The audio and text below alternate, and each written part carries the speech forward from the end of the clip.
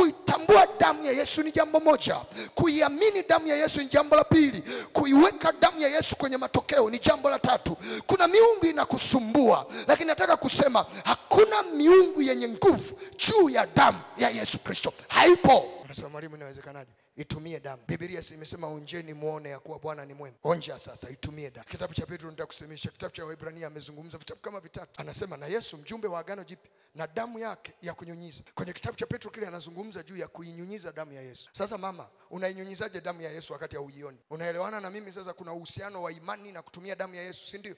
Kwa sababu Biblia inatutaka tunyunyize damu ya Yesu.